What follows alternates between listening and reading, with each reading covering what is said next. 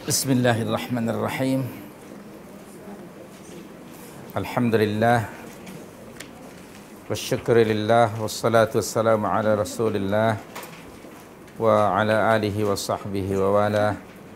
Thumma amma ba'du. Hadirat pagi hari ini alhamdulillah lambat dan selamat sampai ke kelas. Kita akan baca ayat yang ke 179 ya. Kita baca dahulu ayatnya, satu ayat pun tak apa ya. A'udzu billahi minasyaitonir rajim. ما كان الله ليذر المؤمنين على ما أنتم عليه ما كان الله ليذر المؤمنين على ما أنتم عليه حتى يميز الخبيث من الطيب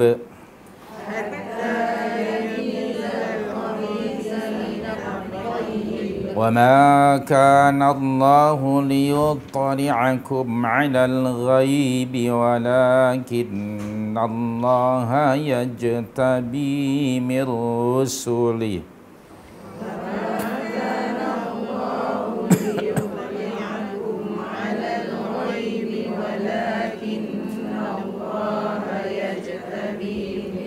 ولكن الله يجتبي من رسله من يشاء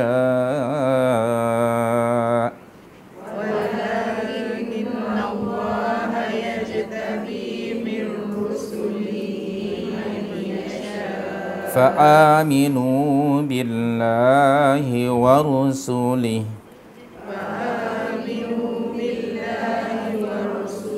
وإن تؤمنوا وتتقوا فلكم أجر عظيم. وإن تؤمنوا وتتقوا فلكم أجر عظيم. طيب, terjemahan makna ayat. Ma kana Allahu liyadharal mu'minin ala ma antum alaihi. Allah sekali-kali tidak akan membiarkan orang-orang yang beriman dalam keadaan kamu sekarang ini. Hatta, sehingga yamizal khabitha minat tayyib, dia menyisihkan yang buruk dari yang baik. Wa ma kana Allahu liyuttali'akum 'alal ghaib, dan Allah sekali-kali tidak akan memperlihatkan kepada kamu perkara-perkara yang gaib. Walakin Allah yajtabi min rusulihi man yasha', akan tetapi Allah memilih sesiapa yang dikehendakinya di antara rasul-rasulnya. Fa aminu billahi wa rusulih, oleh kerana itu berimanlah kepada Allah dan rasul-rasulnya. Wa in tu'minu wa tattaqu, dan jika kamu beriman dan bertakwa, falakum, maka bagi kamu ajrun azim, pahala yang besar. Hadirin hadirat, kalimah di sini makana Allahu liyadharul mu'minin. Makana yakni sekali-kali tidak akan membiarkan, mengisyaratkan penafian, ya, Allah menafikan atau mengingkari. Oleh itu lam di sini liyadhara disebut lamul juhud, kata ulama bahasa. Lam di sini lamul juhud, lam untuk mengingkari. Dan yadhara membiarkan bermakna yada'a, yada'a membiarkan. Yadhara sama dengan yada'a, yang fi'il madhinya da'a, maknanya da'a yada'u itu membiarkan. Kalimah yadhara ini tidak ada fi'il madhinya. Okey, dan digunakan dalam bahasa Arab tanpa ada fi'il madhi, tanpa ada past tense verb. Dia yadhara. Dia dalam bentuk yadhara itu 3 huruf, ya. Dia macam ya di situ bukan ya yang menunjukkan fi'lul mudhari' ataupun present tense, tidak. Dia kalimah itu demikian digunakan oleh orang Arab yang bermakna yaitu yada'. Da'a, dal, alif, ain, da'a, okay, yada'u. Yada' bermakna ya, dal dan ain bermakna membiarkan atau mengabaikan. Itu dari sudut bahasa. Dan makana di sini untuk menafikan ya. Allah mengingkari suatu keadaan. Yang dimaksudkan di sini merujuk pada keadaan pada peristiwa perang Uhud khususnya, dan keadaan masyarakat pada masa itu di Madinah.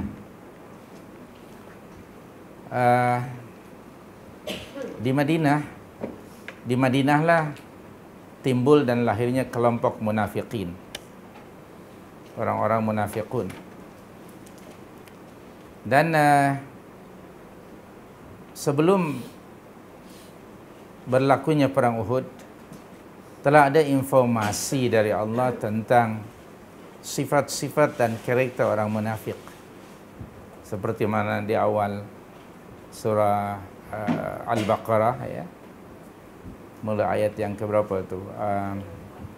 Yang ke-8 ya hingga 13. Itu kan Allah menginformasikan tentang sifat-sifat orang-orang munafik. Okay. Dan bahkan orang munafik juga mereka ikut berlumba-lumba waktu salat untuk berada di saf yang pertama. Seperti mana dalam surah 4 ayat 142 itu ya. Jadi mereka juga salat ya. Tapi salat mereka kan menunjuk-nunjuk di situ kan ya. Jadi wa idza qamu, di situ Allah berfirman wa idza qamu ila sholati qamu kusala yuraunan nas. Jadi mereka juga salat pada masa itu. Nah, jadi pada ketika itu berlaku apa? Pembauran, di mana mix ya antara mukminin dengan munafikin. Jadi dari informasi itu belum nampak jelas perbezaan antara orang-orang mukminun dengan orang-orang munafikun. Walaupun sekalipun sudah ada informasi ya dari Allah ataupun Rasulnya.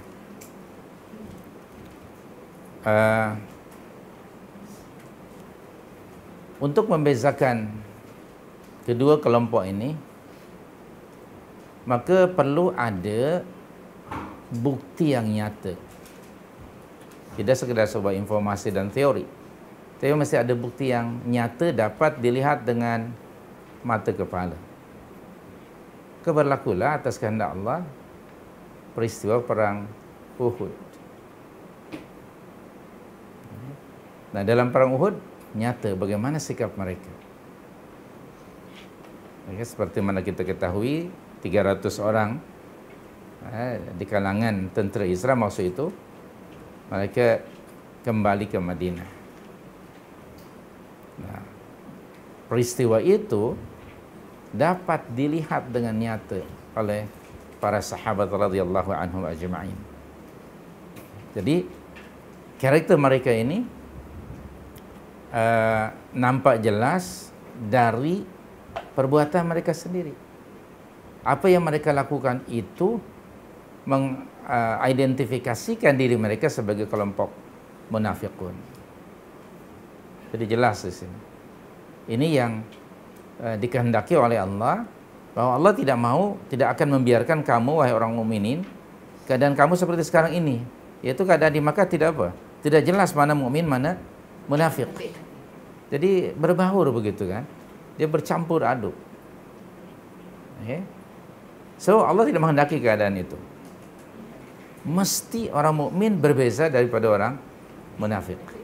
Demikian sebaliknya. Dan perbezaan ini mesti dilihat, dapat dilihat dengan nyata. Tindakan yang nyata, bukan teori. Kalau hanya sekedar informasi dari Allah, seperti tadi yang disebutkan ayatnya dan banyak ayat yang lain, atau dari Rasulullah SAW, maka mungkin belum begitu jelas.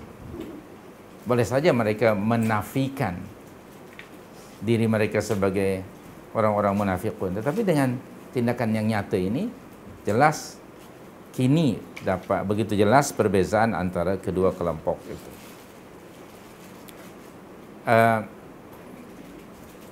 Saya ingin merujuk lagi satu ayat untuk lebih jelas tentang perbezaan ini. Dalam surah 47 ya, surah Muhammad SAW ayat 20.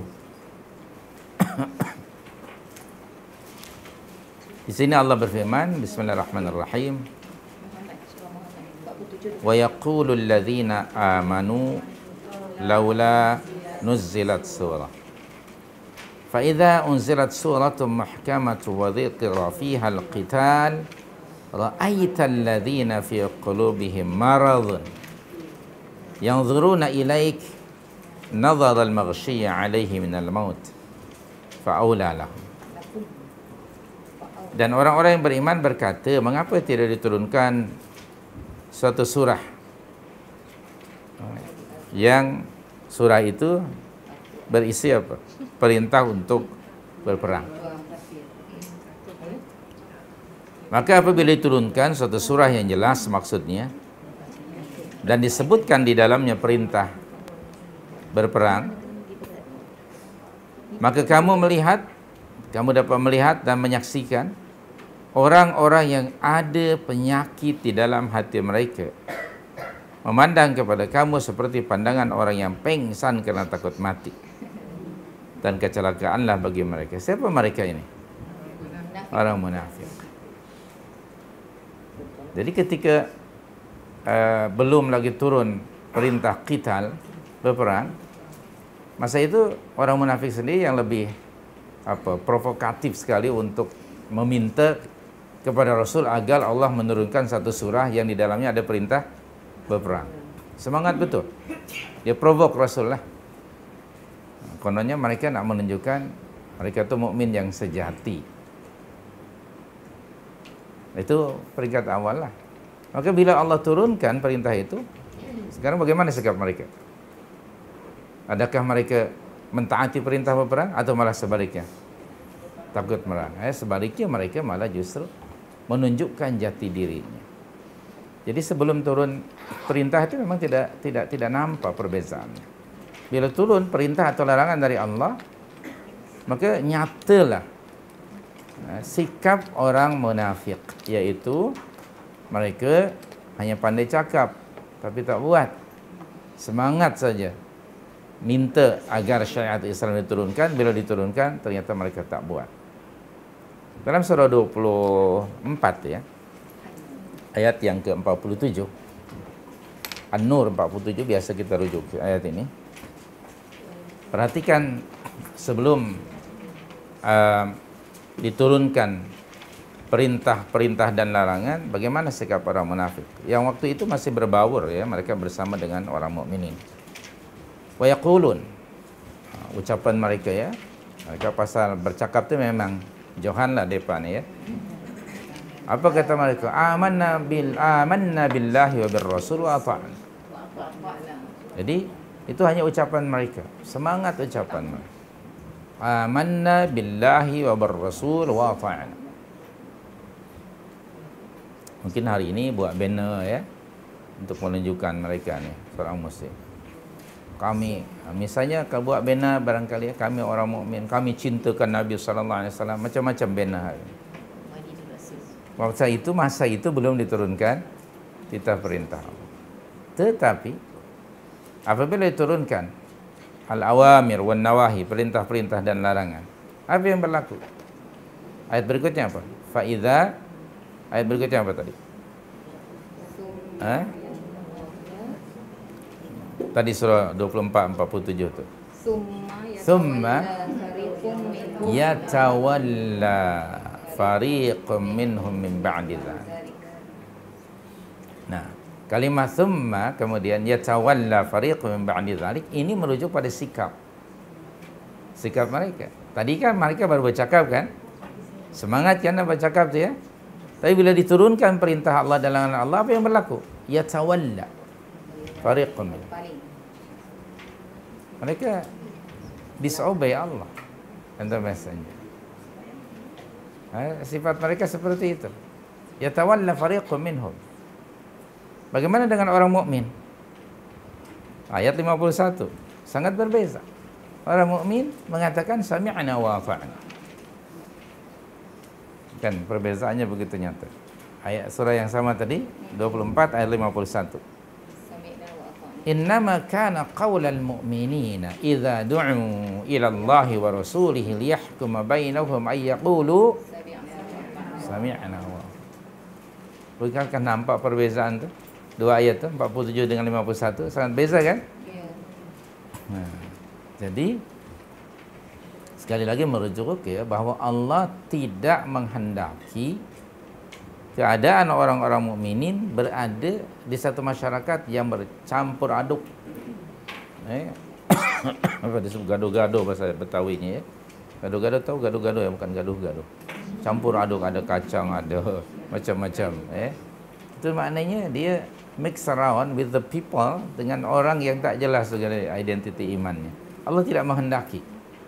Mesti hatta yamiza disebut tadi dalam ayat ini hingga Allah akan memisahkan, mengasingkan, membezakan. Yamiza al-khabith min at-tayyib. Al-khabith itu yang buruk maksudnya orang munafik.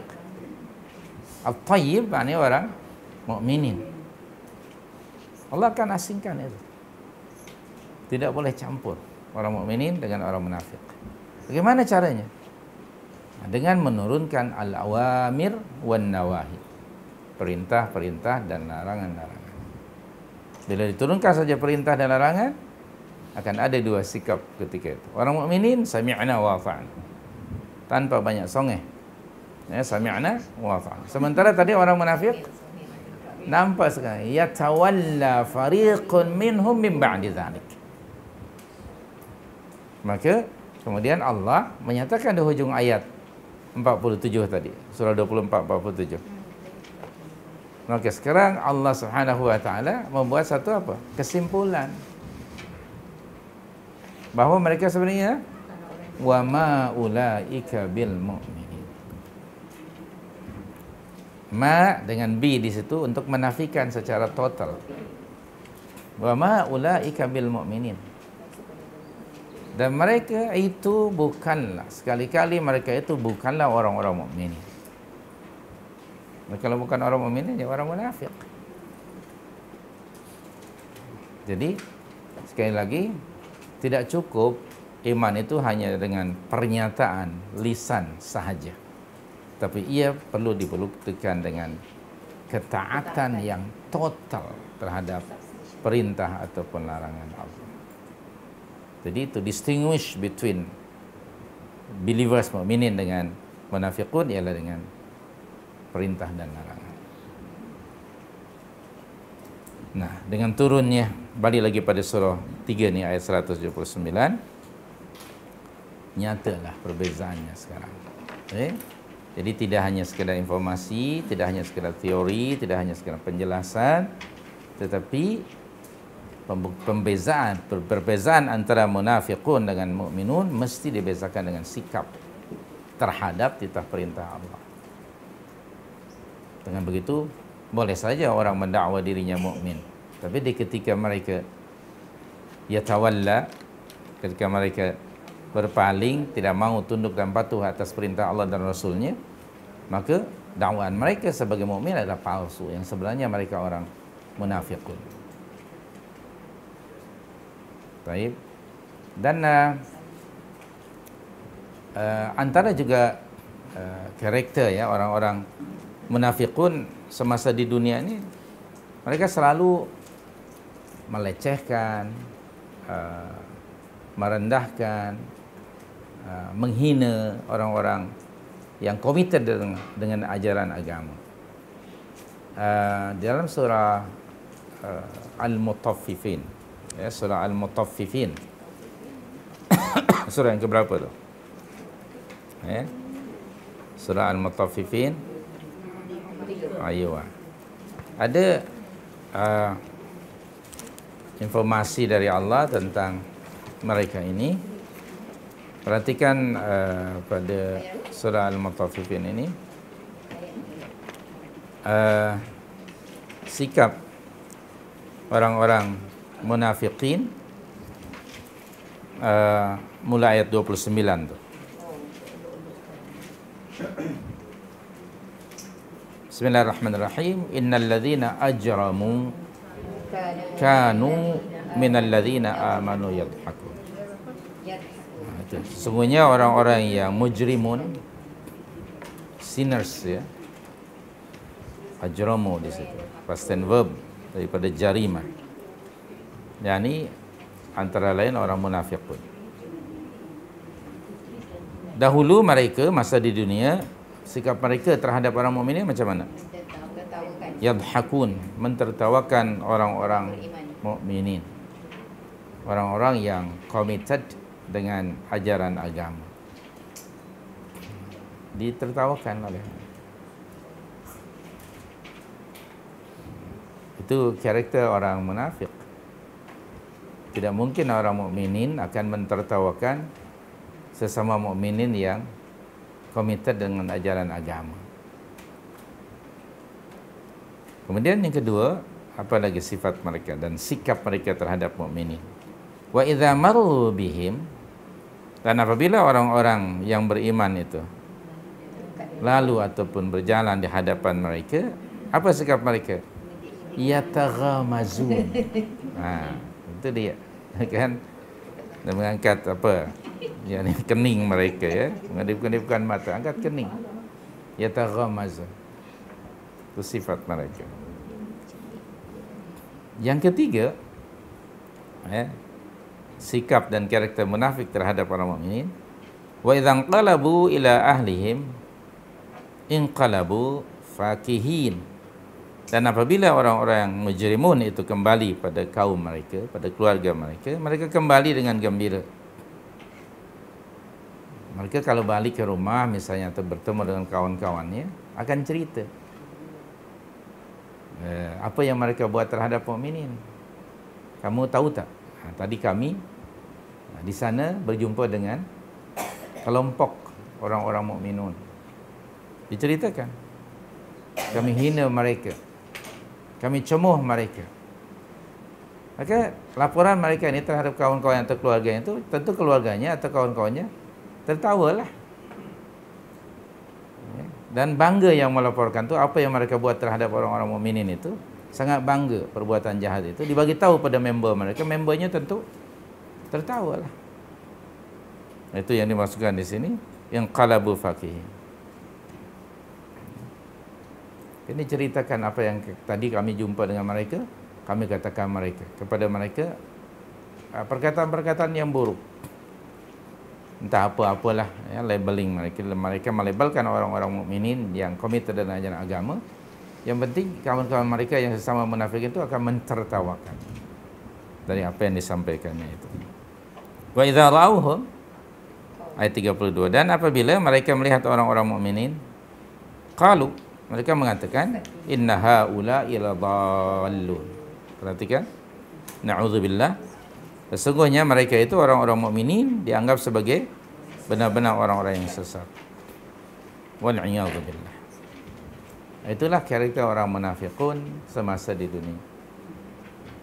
Bagaimana sikap orang mukminin mendapat pelecehan seperti itu?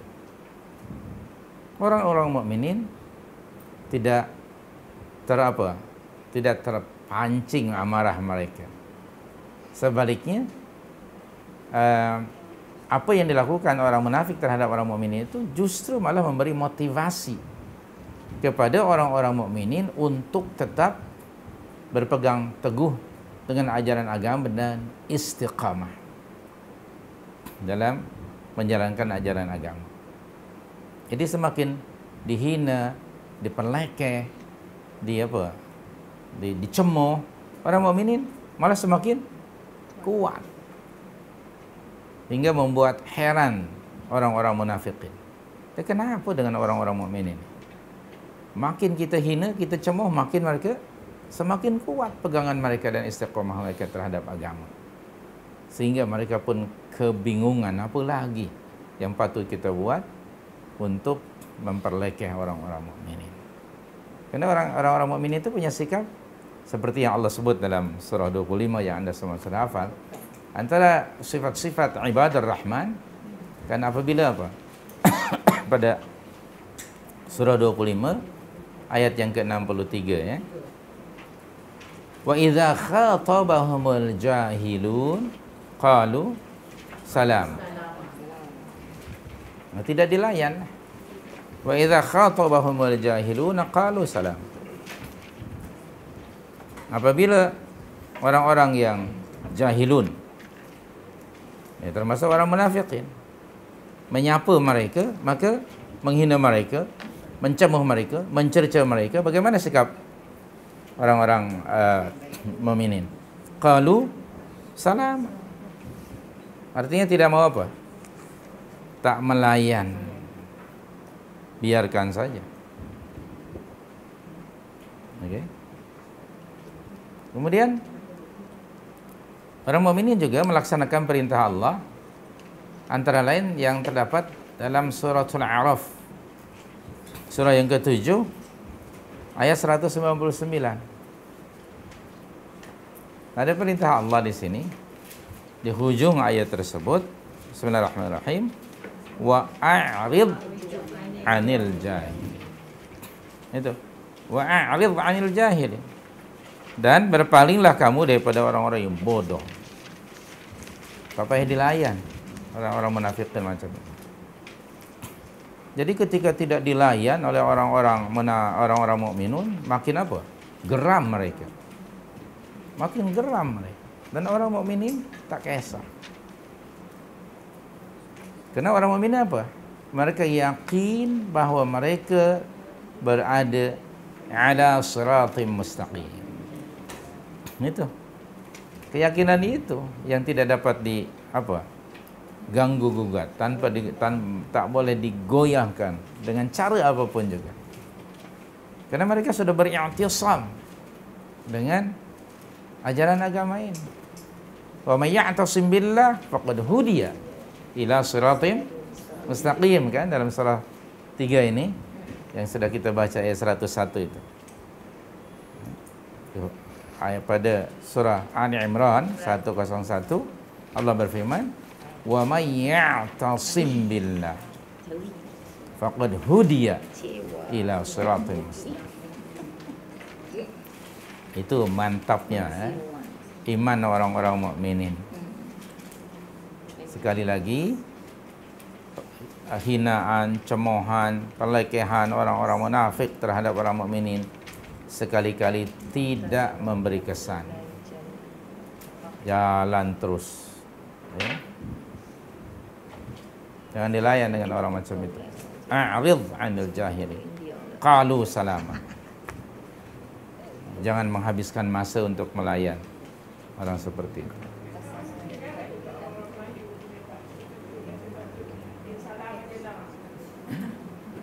Ya, terima kasih. Jadi ayat ini juga tetap relevan dengan kita. Maka itu Allah menggunakan mukmin dan munafik. Allah tidak menggunakan nama bangsa. Oke? Bangsanya apapun juga tak kisah. As long as dia mukminin dan munafik. Kalau merujuk kepada situasi masyarakat kita hari ini pun seperti itu. Ramai orang yang mengucapkan syahadatain. Betul? Yaqulun amanna billah wa bir rasul wa. Bahkan yang macam ini lebih semangat. Bannernya lebih besar daripada yang anda bawa. Cakap mereka. Ada event apa saja, bahkan mereka buat event so-called sebagai Islamic event. Cinta kepada Nabi. Semua sekarang perdana, cinta perdana, apa perdana. Bukan hanya kereta yang perdana hari ini. Tapi sekarang kita nak minta bukti. Okay? Semua orang mendakwa itu. Harus dibuktikan. Dengan ketaatan pada ajaran yang dibawa oleh Rasulullah SAW. Jadi hari ini ayat ini juga mesti diaplikasikan pada keadaan masyarakat kita. Semua orang mengaku, ramai orang yang mengaku mukminin. Okay. Bahkan ada di antara mereka yang menghina orang-orang mukmin yang komited dengan ajaran Islam hingga hari ini. Karena ayat ini ada hubung kait dengan perang Uhud itu hanya asbabun nuzul. Tapi al-ibratu bi'umumil lafzi la bi khususis sabab, kan itu. Pengajaran Al-Quran itu am, tidak terikat dengan sebab turunnya. Tetap masih hari ini pun masih tetap relevan ayat ini.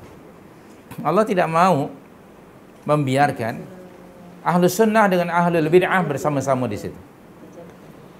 Dalam satu community. Tak, mesti dibezakan antara keduanya. Hatta yamiza antara yang khabith dan minat tayyib. Yamiza min ahli sunnah min ahli haq dengan min ahli bid'ah. Ahlul haq dengan ahlul batil. Harus berbeza. Dengan apa perbezaannya? Bukan retorik ucapan, tapi dengan apa? Aplikasi, dengan perbuatan, dengan amalan. Hingga hari ini tidak boleh bersama-sama. Orang-orang ahlul haq dengan ahlul batil tidak boleh bersama. Dia mesti atas kehendak Allah mesti dipisahkan. Dan pemisahan ini tidak berdasarkan fizikal. Allah tidak membelah bagi dua kota Madinah misalnya, kan? Ini taman munafiqun, ini taman yakni mukminun, tak. Tidak, bukan physically. So, dalam konteks community mereka mix around. Tetapi yang berbeza ialah sikap, ketaatan, kepatuhan mereka terhadap agama. Orang munafikin remain tinggal di Madinah waktu itu. Tapi sekarang sudah beza. Dan perbezaan itu dari perbuatan mereka sendiri. Bukan orang mukminin yang melabelkan mereka, kamu orang munafik pun, tidak. Tapi sikap mereka, tindakan mereka terhadap ajaran agama, itulah yang menjadi identiti diri mereka sebagai orang munafik. Dan orang mukminin pun diidentifikasi oleh Allah berdasarkan imannya. Jadi saya selalu mengatakan, setiap kali ada kalimat ya ayyuhalladzina amanu, pasti ada perintah dan larangan. Dan sikap mukminin sami'na wa ata'na. Sementara orang munafikin sami'na wa asaina. Berbeza itu. Dan demikian juga orang yang mengakui kononnya mereka kasih kepada baginda Rasul sallallahu alaihi wasallam ramai. Tapi sikap mereka membuktikan bahawa kecintaan mereka terhadap Rasul hanya di bibir. Ternyata tidak ada dalam sikap mereka, tidak ada ketaatan terhadap apa jua yang dibawa oleh Nabi sallallahu alaihi wasallam. Ramai orang yang seperti itu. Jadi tetap saja ayat ini relevan dengan keadaannya hari ini. Jadi sikap orang-orang mukminun tidak sekali-kali melayan dan menghabiskan masa mereka untuk melayan orang-orang munafik. Jadi dengan demikian jelaslah sekarang perbezaan antara al-khabith min at-tayyib. Hatta yamiza al-khabitha min at-tayyib. Sebenarnya Rasulullah sallallahu alaihi wasallam sudah tahu dari Allah tentang adanya komuniti munafikin. Sama ada Allah ataupun Rasulnya tidaklah memberitahukan pada setiap individu mukminin, wahai orang mukminin, mari sini, aku nak bagi tahu, depa tu munafiqun. Tak apa macam itu. Okay. Biarlah orang mukminin mengetahui adanya orang munafik di tengah-tengah mereka berdasarkan sikap. Sikap mereka terhadap titah perintah Allah. Jadi hari ini pun seperti itu. Kita dalam konteks Melayu, semuanya kita Muslim. mengucap syahadatain. Tapi tidak semua orang balik setelah mengucapkan syahadatain dia totally submission kepada Allah. Tidak semua kan? Nah, jadi orang ada yang committed dan ada yang tidak. Orang yang mustaqim, yang istiqamah itulah orang-orang mukminun. Dan justru orang yang menghina orang-orang mukminin ya bukan hanya orang kafir, tapi Allah ayat ini sedang membincangkan yang menghina orang-orang mukminun ialah orang munafik. Dan hingga hari ini penghinaan itu ada kan? Tetap hingga hari ini. Mereka menghina orang yang komited dengan agama. Kadang-kadang mungkin mereka menggunakan kalimat-kalimat tertentu untuk menghina orang mukminin.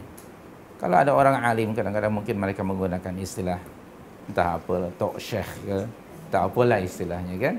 Sebenarnya tujuannya adalah untuk menghina. Kalau ada orang komited begitu, tengok tu, mereka ni ahli syurga. Atau kadang-kadang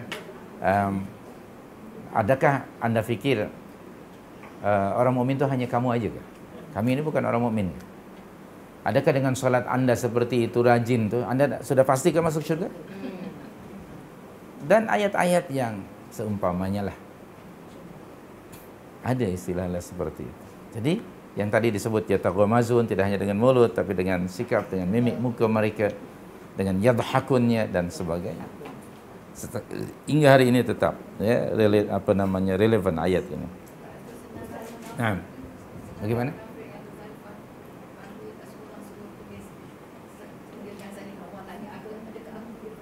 Nah, itu ada catatannya tetapi tidak mau di-expose.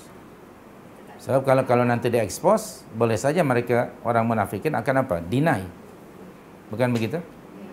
Mereka saja akan deny dan mereka akan rebel, barangkali akan marah. Maka itu dia benda yang dirahasiakan. Sudah tahu Rasulullah itu dari Allah, tapi biarlah tidak orang mukminin tidak mengetahui adanya munafikin dari mulut Rasul, tapi dari sikap mereka terhadap titah perintah Allah. Ya.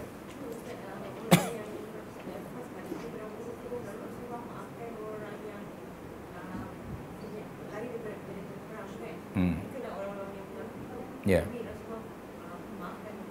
Ya. Ada 3 pendekatan. Of course pendekatan ini pendekatan dakwah. Dari awal Rasulullah SAW sudah mengetahui dari Allah Subhanahu Wa Taala akan adanya orang-orang munafikin. Kalau kita rujuk dahulu ayat Ali Imran yang sedang kita baca, ayat 179 ni.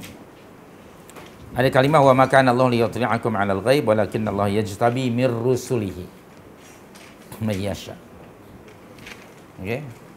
Jadi saya akan kembali dulu ke sini sebelum memberikan komen tadi.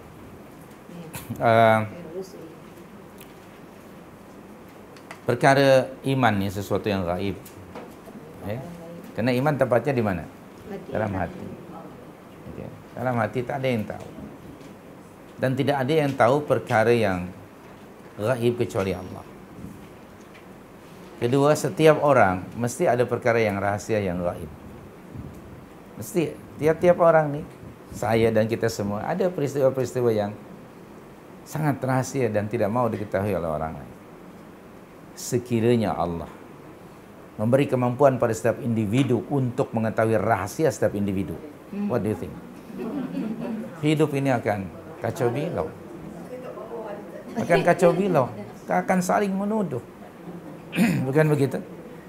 Jadi ini ada satu nikmat dari Allah yang tidak ittila', Allah tidak menampakkan rahasia seseorang pada rahasia orang pada orang lain. Itu adalah satu nikmat dari Allah Subhanahu wa taala. Baik. Jadi tidak ada yang mengetahui tentang perkara yang gaib illa Allah.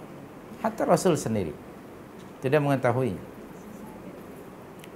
Unless kalau tengok di sini, walakinnallaha yajtabi mir rusulihi may yasha.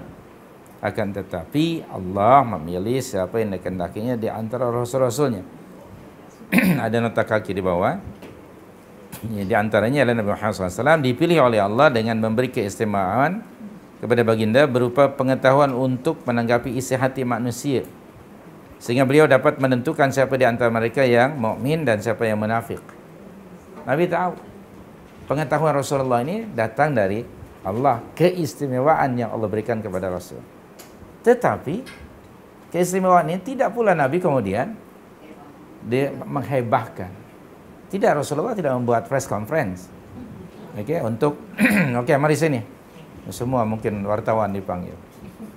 Ini kelompok ini depa ni mukminun. Ini munafiqun, ini kafirun. Tidak. Dia tahu dari Allah.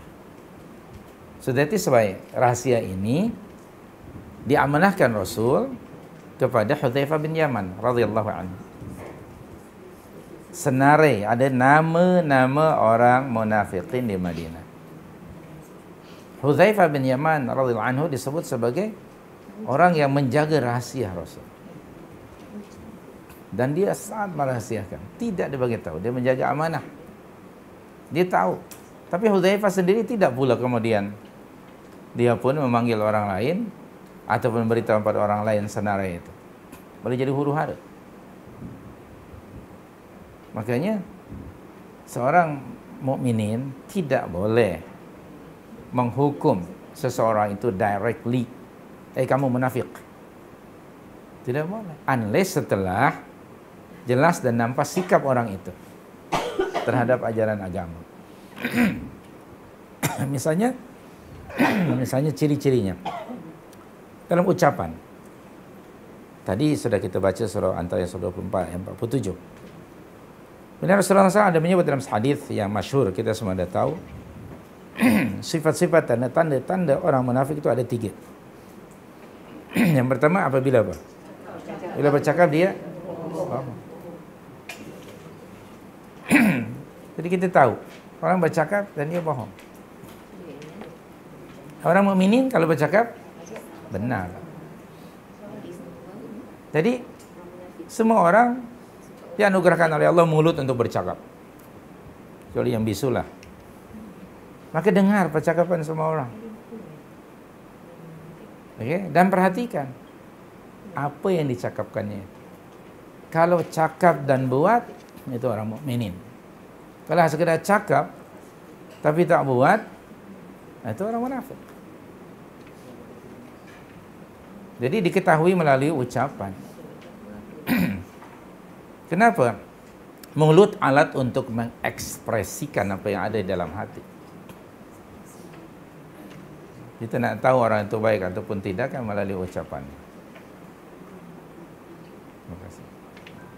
Terima kasih anak shaim. Dan yang kedua, wa idza wa'ada akhlafa. Bila berjanji dia mungkir janji. Setiap orang ada janji kepada orang lain. Dalam hidup pergaulan ni, dalam pergaulan sama kita akan ada janji-janji tertentu. Bahkan kita pada suami, pada isteri atau sebaliknya pada anak-anak kan, pada ibu bapa dan sebagainya lah ada janji. Nah, sikap orang mukmin ini dia akan menepati janji. Bila dia banyak janji tapi tidak memenuhi janjinya, memungkiri maknanya, itu karakter orang munafik. Ya, tidak perlu juga kita memanggilnya hai munafik. Tidak. Cuma kita sedar, oh okey. Kira-kira dia macam ini. Janji. Kalau pasal buat janji memang dia pandai. Jadi kalau janji ditepati dia orang mukmin. Ya, alhamdulillah sekarang banyak janji. Kalau tengok di jalan-jalan ya, banyak banner besar. Janji ditepati. Janji di ya maknanya. Mudah-mudahan tidak hanya sekedar Janji. nah ni banner itu. Realiti kita nak kenyataan. Kalau hanya untuk buat itu ya mudah saja.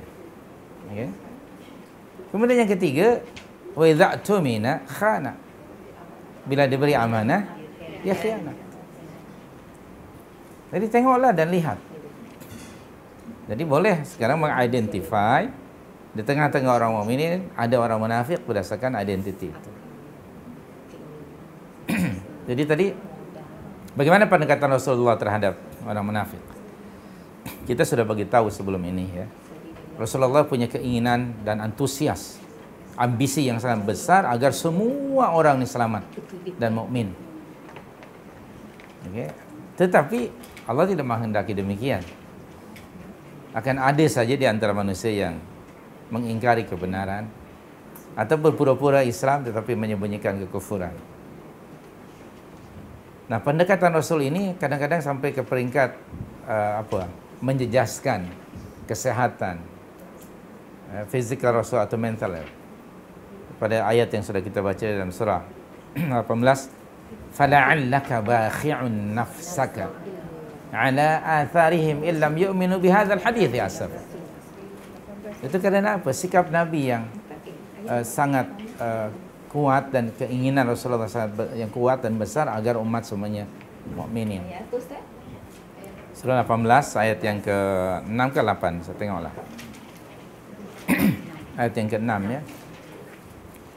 Fala'allaka bakhi'un ala nafsaka ala atharihim illam yu'minu bihadzal hadits ya asaf. Jadi karena sikap hirusun Nabi itu, sikap tersebut. Nah, bagaimana sikap Nabi sallallahu alaihi wasallam setelah dia tahu bahwa di tengah-tengah masyarakat Madinah waktu itu ada orang munafik. Nabi sebagai dai, dia tidak segera membuat judgement. Sebaliknya, kejadian yang pertama Rasulullah maafkan. Kenapa? Dia masih mengharap semoga dengan dimaafkan ini mereka akan kembali kepada kebenaran. Seperti tadi dalam surah 7 199 tadi ya. Di awal ayat itu wa'mur bil 'urfi. Coba tengok balik lagi surah 7 ayat 199 tadi. Khudhil 'afwa wa'mur bil 'urfi. Khudhil 'afwa. Betul tak? Allah memerintahkan kepada Nabi SAW pendekatan yang pertama terhadap sikap orang munafik apa dia? Maafkan. Khudhil 'afwa. Kedua, wa'mur bil 'urf. Jadi ini soal pendekatan. So first step ialah maafkan kesalahan mereka. Dengan harapan semoga mereka insaf, sedar dan menerima kebenaran secara total. Dan Rasulullah seorang pemaaf ya. Dalam surah 3 nih ayat 159 juga sudah kita baca ayatnya. Itu ada sifat Nabi di situ yang Allah mentakdib, mengajar adab kepada Nabi, yaitu supaya menjadi seorang yang pemaaf. Fa'fu anhum, ada tak ayat itu? Fa'fu anhum. Ini pada pendekatan first step lah. Second step, bagaimana cara pendekatannya? Bagi warning. Second step, bagi warning dengan kekerasan. Jadi ini dalam konteks tarbiyah dan dakwah. Okay. Lebih keras daripada yang pertama. Karena cara yang pertama ternyata tidak memberi kesan. Harus mengambil cara yang kedua, yaitu bagi warning. Nah, dalam kita mentarbiyah anak kita juga seperti itu kan. Tidak menggunakan first step, pasti ada second step. Sekarang sudah bagi warning, bukannya dengan mulut, mata sudah terbeliak. Dengan rotan sekali. Pendekatan yang ketiga, ketika mereka menjadi apa? Musuh dalam selimut. Nah, pendekatan yang ketiga, fight them. Ada perintah dari Allah. Dalam surah 66 sebagai contoh, banyak ayat sebenarnya yang Allah memerintahkan Rasulullah SAW untuk bersikap keras dan memerangi orang-orang munafik. Okay. Tengok surah 66 ayat 9. Saya bagi satu saja contoh, banyak lagi ayat yang lain. Pendekatan yang ketiga. Bismillahirrahmanirrahim. Ya ayyuhan nabi. Tengok. Jahidul kuffara wal munafiqin waghluz alaihim. Ini perintah dari Allah. Wahai Nabi, perangilah orang-orang kafir dan orang-orang munafikin, dan bersikap keraslah kamu terhadap mereka. Ini pendekatan yang ketiga. Begitu. Kenapa? Seorang munafik telah bergabung bersama orang kafir. Mereka musuh dalam selimut. Mereka selalu membocorkan rahasia umat Islam dan disampaikan kepada orang kafir. Berarti mereka sudah sama dengan orang kafir. Jadi pendekatan ketiga makin nyata sikap mereka. Okay? Yang pertama mereka mengucapkan syahadatain, oke lah. Kadang-kadang salat mereka kan. Jadi pendekatannya baik. Yang kedua bagi warning. Ketika mereka dalam perang peristiwa Uhud ini bagi warning. Yang ketiganya baru diperangi. Itu tiga pendekatan. Karena mereka seperti Allah bagi tahu dalam surah 63 ayat yang keempat, humul adu. Itu dia. Humul adu. Di tengah-tengah ayat yang keempat surah 63.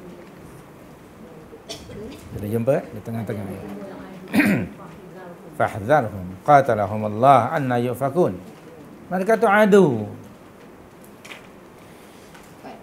Jadi akhirnya orang Islam ini ada musuh terdiri dari orang kafir, orang musyrik, dan orang munafik.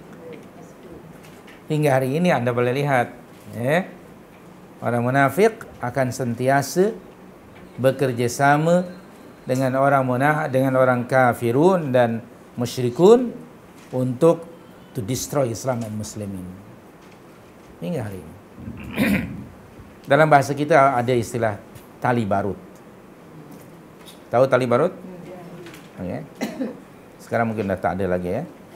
Sekarang mungkin pakai pempas dah tak ada lagi ya. Dulu pakai tali barut. Oke. Oke. Kalau disebut tali barut, dia orang Muslim. Bukan begitu? Dia hidup di tengah-tengah Muslim community.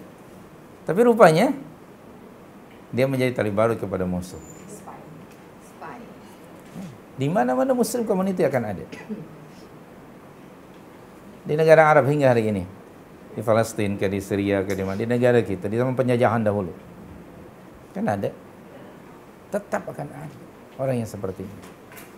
Maka itu apa? Perintah Allah kepada mukminin, fahdharhum, beware of them, waspada, hati-hati. Nanti pada pendekatan yang kedua, pendekatan yang ketiga barulah nanti, ya ayuhan nabi, perintah daripada Allah, qatilu, perangilah. Siapa yang perangi? Orang kafir dan orang munafik. Karena mereka menjadi musuh kamu. Jadi itu soal pendekatan. Nah sekarang bagaimana kita menggunakan pendekatan itu? So kita juga sama ada individu atau community boleh menggunakan pendekatan seperti itu. Anda sampaikan dahulu, jelaskan dahulu manhaj Allah ini. Karena masih disampaikan dahulu kepada mereka manhaj. Al-bayan wal-idah, penjelasan dan penerangan. Bagi penjelasan, keterangan pada mereka. Ajarkan, sampaikan pada mereka ilmu. Supaya hujjah Allah sampai kepada setiap orang. Setelah itu yang kedua, bila disampaikan, bagaimana sikap mereka? Ada yang sikap menerima ilmu itu, ada yang tidak. Baik. Kemudian nanti sikap mereka akan nampak. Terhadap orang yang komited terhadap ajaran agama, pasti mereka akan menghina, mengerugkan mata, bibir mereka, ucapan mereka terhadap orang-orang yang komited dengan agama. Sudah nampak kan? Maka Anda harus memisahkan diri dari mereka. Fa'arid anhum. A'rid. Jauhkan diri kamu daripada mereka supaya nanti jelas. Oke? Nah, yang ketiga, barangkali soal memerangi macam mana ya? Nah, kita sekarang tidak punya kuasa lah untuk memerangi. Pendekatan yang ketiga lah. Kenapa? Ya, minta maaf saja ya. Realiti umat hari ini berbeza dengan realiti di zaman Rasul. Allah waktu itu mengidentify masyarakat berdasarkan identiti akidah. Para mukminun, kafirun, munafiqun. Hari ini kita tidak menggunakan istilah ini. Minta maaf ya. Kalau kita di Malaysia, Malayawiyun, Siniyun, wal hunud. Bukan begitu? Melayu, Cina, India. Bukan berdasarkan akidah. Itu. Jadi kita sudah dari sini aja sudah tidak Quranik. Membezakan manusia berdasarkan race. Sementara Al-Quran membezakannya berdasarkan akidah dan karakter. Karena karakter seseorang itu,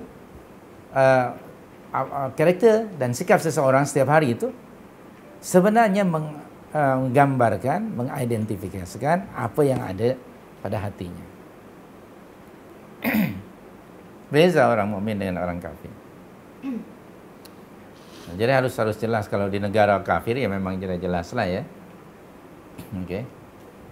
Pengalaman saya di Moskow itu ya Allah istighfar hari-hari. Kenapa orang telanjang normal? Pening kepala mata sampai ya Allah makin sipit mata saya. Istighfar saya astagfirullahaladzim. Tengah kungfu pun pakai ya Allah, hanya pakai seluar dalam aja istilah. Sebaik dia pakai jubah. Masa ya Allah. Astagfirullahaladzim kelihatan. Memang sangat mengerikan bagi kita. Belum lagi nak cari makan. Susah di luar ya. Nak cari, kita adalah Lubnan. Dia nampak karena pelayan budak-budak wanita itu menutup aurat. Tapi bila kita datang pun dia sudah mengucapkan Assalamualaikum, sudah jelas. Kalau yang lain tidak. Jadi dari situ dapat kita mengidentify. True mungkin pakaian kan, ucapan dia dapatlah dibezakan. Kalau dengan orang kafir lah. Tapi di our community here, karena kita sudah bercampur. So how are we going to identify mukminin dari kafirin dan munafik? Berdasarkan Al-Quran, bukan berdasarkan kepada race. Di tengah-tengah, di tengah-tengah umat Melayu, ada tak orang yang munafik? Justru nifak itu berada di mana? Orang munafik itu timbul di Makkah ke di Madinah? Di Madinah. Dan Madinah itu komunitinya Muslim kan? Yang namanya munafik itu orang yang berpura-pura Islam atau mengucapkan syahadatain hanya di lisan tetapi tidak ada ketaatan, tidak dibuktikan dengan ketaatan. Hari ini masih ada tak komuniti macam ini? Tetap ada. Sehingga hari kiamat. Cuman kita hari ini terikat. Melayu itu Muslim. Hingga nyaris kalimah munafik itu tidak mau digunakan. Hampir-hampir tidak mau menggunakan. Yang ada kafir. Bukan orang kita. Kalau kita orang Melayu mengatakan bukan orang kita, what does mean? Orang kafir. Bukan orang kita. Lalu semalam kita orang Melayu tak ramai lah di Moskow tu. Amin budak-budak pelajar tu. Banyak kan pelajar dari kita, Chinese atau India. So ada orang Cina, kita satu Malaysia. Sampai dia bawa ke sana. So saya pun bincang dengan dia dari Kelang. Kita cobalah untuk sampaikan message itu soal dia menerima dan tidak itu isu lain. Tapi maknanya saya bimbang nanti kalau ini kebimbangan saya, Anda tak perlu ikut. Kalau satu Malaysia, jangan-jangan nanti kita pula yang ikut identiti mereka. Maksud saya kita tu mukmin. Sekurang-kurangnya mungkin sudah pegangan terhadap Islamnya agak longgar. Kenapa? Nak tolerate, menunjukkan toleransi kepada mereka. Yang akhirnya mungkin yang tinggal Islam tu by name saja. Kenapa? Nak melakukan solat ketika bersama dengan mereka pun, nanti apa mereka kata pula? Timbullah perasaan inferiority complex. Akhirnya mungkin sedikit identiti keislaman atau sebagai muslim itu sudah berkurang. Kalau tidak hilang sama sekali. Dan realiti ini Anda boleh lihat. Boleh dilihat hari-hari. Jadi sekarang bagaimana caranya untuk mengaplikasikan panduan Al-Quran? Astagfirullahaladzim. Jadi kita tidak bangga ya banyak membaca Al-Quran, mengkhatamkan Al-Quran berapa kali atau memahami kalau tidak diamalkan. Okay. Kata Abdullah bin Mas'ud radhiyallahu anhu, kami dahulu membaca Al-Quran itu sangat susah, menghafal pun susah. tapi kami mengamalkannya. Akan datang satu masa mereka fasih membaca Al-Quran, hafal baca Al-Quran, lebih mudah dari kami mempelajari Al-Quran, tetapi tidak ada dalam amalan kehidupan seharian. Generasi awal disebut Quranic generation bukan karena mereka hafal, tapi kata Abdullah bin Mas'ud, kami, antara lain beliau mengatakan, apabila mempelajari Al-Quran dan membaca Al-Quran dari Rasul hanya 10 ayat, kami tidak akan berganjak dan pindah pada ayat-ayat yang lain sebelum kami memahami dan mengamalkan. Fata'allamna al-ilma wal 'amala ma'an. Maka kami pelajari ilmu dan amal sekaligus. Nah, sekarang kita macam mana nak identify diri kita sebagai mukmin, munafik dengan kafirin? Bukan berdasarkan race, tapi berdasarkan pada guidance Al-Quran supaya jelas. Ya. Macam mana, sorry?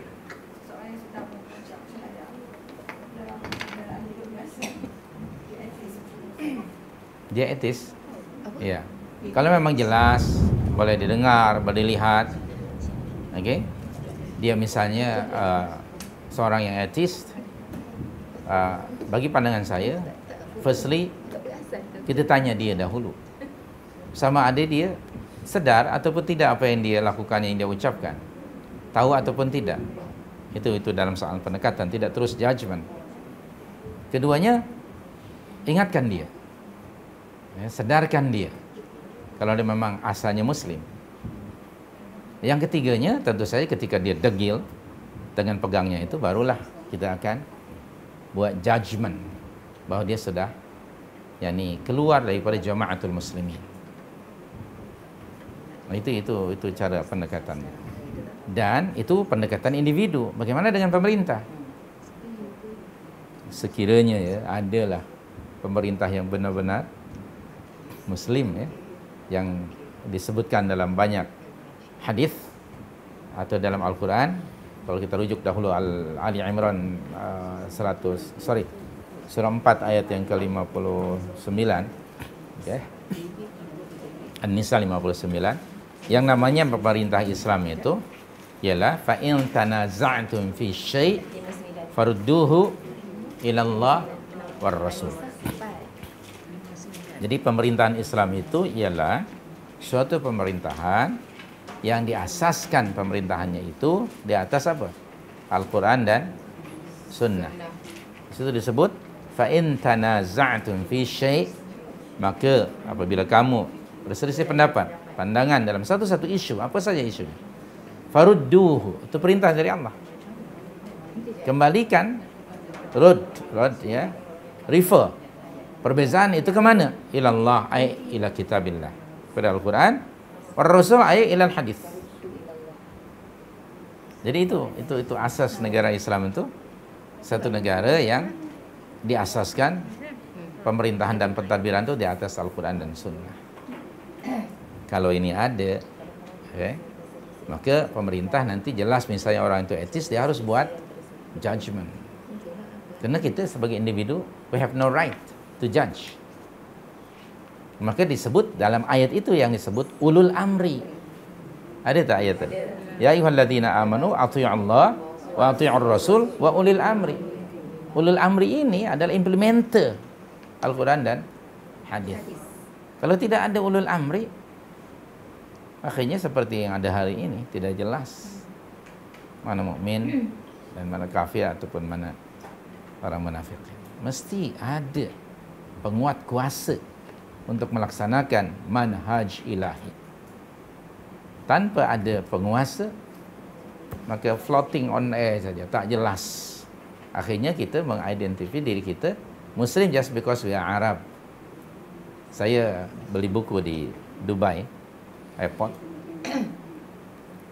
Saya baru tahu luasnya dia punya duty free tu. Saya fikir free everything, rupanya mesti bayar. So saya tengok adalah buku-buku bahasa Arab. Saya tengok ada buku sangat bagus sekali bagi saya tu, ada hubung kait dengan Ramadan. So saya beli. Budak tu tanya, "Are you Muslim?" Budak perempuan. So what do you think? Tengok my eyes, what do you think? So, Saya katakan, Assalamualaikum ya ukhti. Dia pun, saya tahu dia muka Arab, dari Afrika Utara lah. Saya kata, of course saya Muslim, ucapkan salam. Sebab dia tak akan jual ke tak apa. Dia sebab dikunci itu, dibukalah. Kata saya nak beli buku itu. Berapa harganya? Tengok 30 dirham. Okey, saya kata saya nak beli buku itu.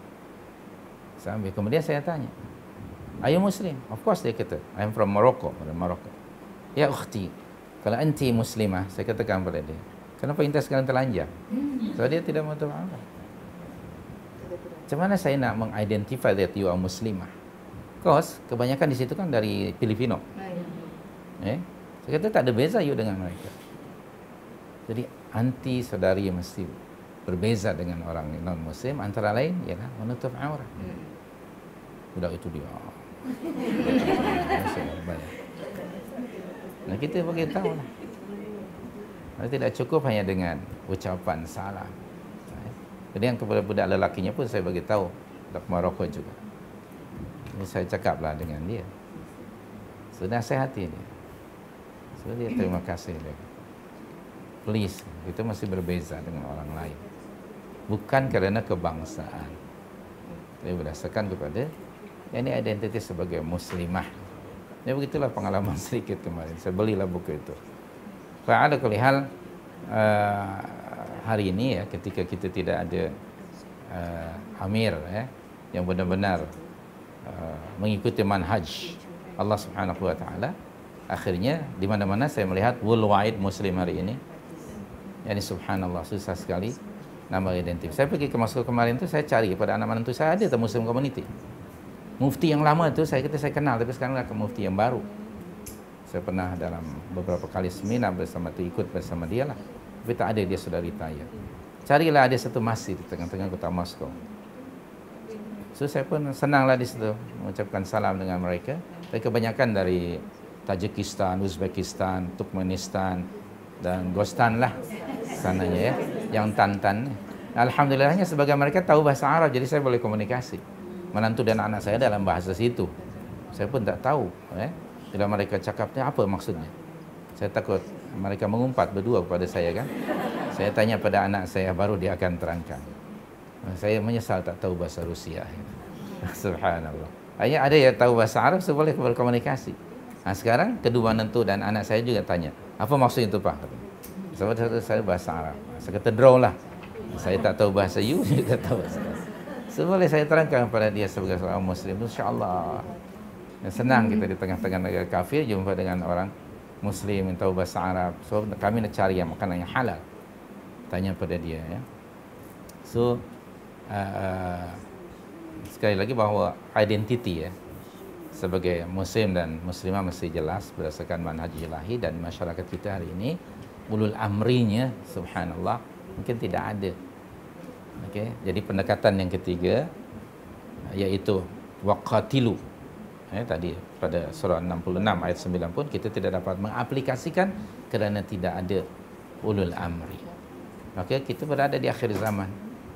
So we should identify ourselves secara individually lah sekarang ni, ataupun secara mungkin keluarga. Kita berusaha mana yang terbaik menurut kemampuan. Dan banyak kekurangan, semoga Allah Subhanahu wa taala mengampunkan kita. Ada apa-apa pertanyaan?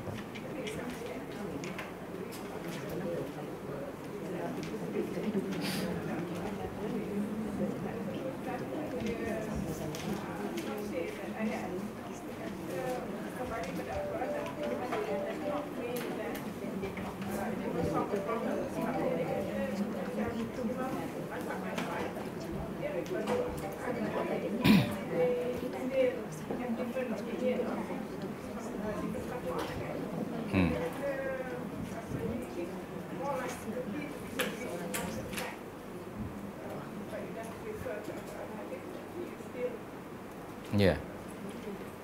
Taib,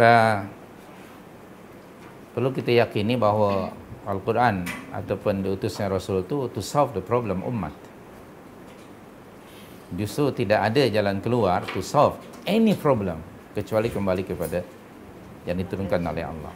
Kalau mengatakan you can solve the problem, saya bimbang perkataan itu dari sudut akidah. Seolah-olah Allah sendiri tidak tidak tahu how to solve the problem of umat. Na'udzubillah min dzalik. Dan justru Al-Quran is to solve segala problem dan masalah. So that is why diperintahkan untuk kembali kepada Al-Quran dan Sunnah Nabawiyah. Nah, seperti misalnya, sebagai contoh, para sahabat pun kadang-kadang mereka berbeza pendapat dan pemahaman terhadap satu-satu nas.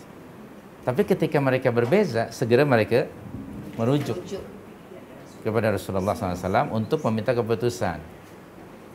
Karena karakter manusia antara lain ya, karakter manusia itu selalu ingin menganggap dirinya yang paling benar, pendapatnya paling benar, maka harus dirujukkan. Bila masing-masing merasa paling benar, pasti akan berlaku ikhtilaf, tanazu'. Oleh itu segera kembalikan. Maknanya kembalikan tu to solve your problem tadi, karena berbeza dengan kawan tu, ke sini pada Al-Quran. Bila dia sudah ditemukan keputusan Allah dan Rasul, maka sami'na wa ata'na, dua-duanya. Tidak boleh lagi merasa keberatan untuk menerima keputusan Allah dan Rasul. Banyak ya dalam surah 4 ayat yang ke-65, dalam surah yang ke-33 ayat yang ke-36, dan banyak ayat seperti itu.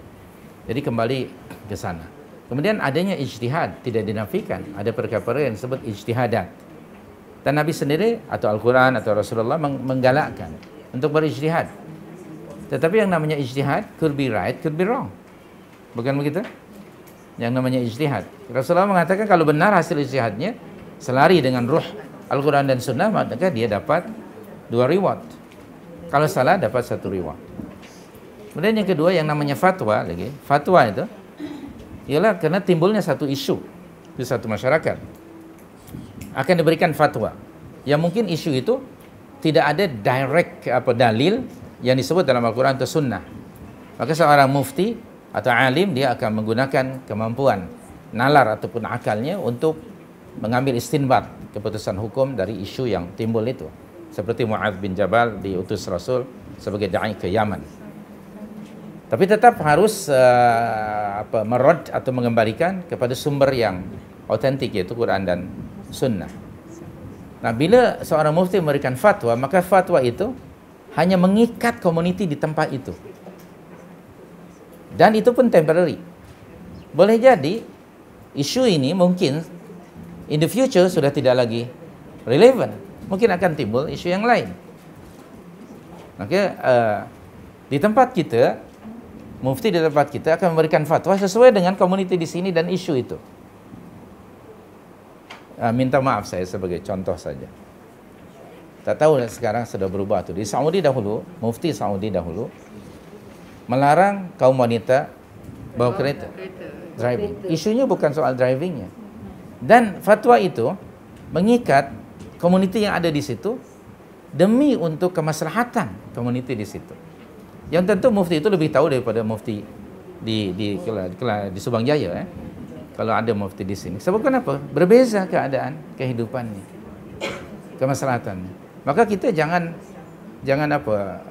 mengkondem fatwa itu.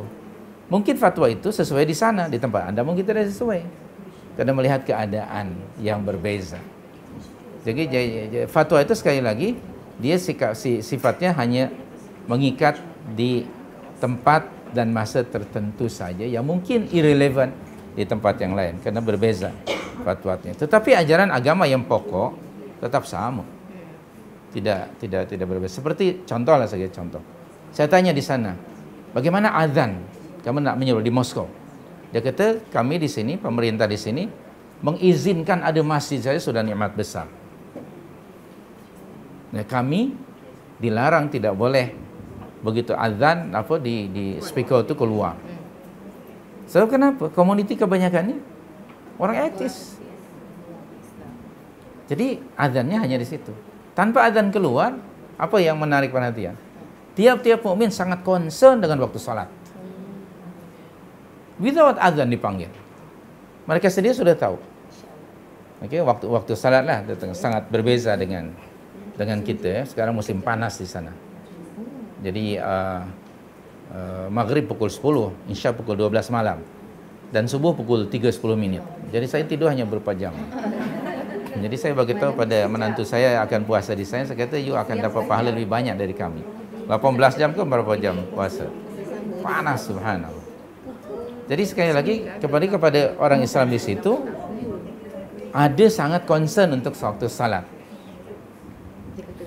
Bagaimana dengan kita? Azan demi azan di luar kuat kan? Adakah kita datang? Astagfirullah. Ternyata berbeza. Nah, itu soal situasi kan? Nah, barangkali di sini harus memberikan fatwa yang macam mana? Memberikan fatwa lah. Baru-baru saya semalam terbaca lah di Perlis sedang mengharamkan shisha. Okey. Shisha yang diharamkan ya. Bukan sushi ya. Bagaimana dengan rokok? Rokok bukannya sudah lama kan? Kenapa fatwa ini misalnya mungkin di Perlis banyak orang menggunakan shisha, saya tak pasti. Tapi di tempat yang lain bagaimana? Jadi ala kulli hal bahwa fatwa mengikat mungkin di satu komuniti, mungkin tidak di komuniti yang lain, mengikut pada keadaan. Adapun manhaj ilahi rud kepada Al-Quran dan Sunnah adalah itu semuanya sama. Nah, dalam konteks katakanlah tadi ijtihadat, adanya ijtihad ataupun ulama-ulama fuqaha yang mujtahidun kan setelah generasi yang ketiga. Kan generasi yang pertama ada tak yang namanya mazhab? Generasi yang kedua kan tidak ada. Hanya generasi yang ketiga. Kenapa? Karena komuniti muslim sudah mulai ramai dan berbeza tempatnya. Boleh saja memberikan fatwa, tapi tidak bermaksud untuk tanazu' antara satu kelompok dan kelompok yang lain. Dan para mujtahidin, ulama mujtahidin ini pun tidak saling condemn each other. Jangan lupa mereka juga guru dan murid pada waktu yang sama kepada orang lain. Dan mereka saling menghormati perbezaan itu. Yang sekarang menjadi perbezaan pendapat karena para pengikutnya terlalu fanatik. Fanatik yang buta, yang melulu tanpa tahu pun apa yang dikatakan oleh imamnya itu sendiri. Sangat fanatik. Dan termasuk diri kita. Kita bukan fanatik pada Imam Syafi'i sebetulnya. Saya fanatik pada nenek saya tentu saja. Nenek saya fanatik pada mungkin neneknya seperti itu. Sementara Imam Syafi'i sendiri ya tidak buat perkara itu. Okay. Banyaklah ritual-ritual yang kita lakukan, saya lakukan waktu kecil, yang ternyata Imam Syafi'i tidak buat. Ternyata selama ini saya menganggap bahwa diri saya ini Syafi'i. Rupanya banyak perkara yang justru tidak mengikuti pandangan beliau. Ya, Syafi'i di kampung saya lah, jadi yang ada bukan yang ori. Fa'ala kulli hal, kembali lagi pada perbincangan ini. Wa ma kana Allah liyutli'akum 'alal ghaib, walakin Allah yajtabi min rusulihi man yasha. Fa aminu billahi wa rusulihi wa in tu'minu wa tattaqu falakum ajrun 'azim. Keterangan ini nanti yang akan datang lah insyaallah ya. Wallahu a'lam ya. Masih jauh lagi penjelasan ini, baru separuh saja. Insyaallah kita akan sambung pada masa yang akan datang. Aku qouli hadza wa astaghfirullah. Terima kasih. Subhanakallahumma bihamdika asyhadu an la ilaha illa anta astaghfiruka wa atubu ilaik. Assalamualaikum.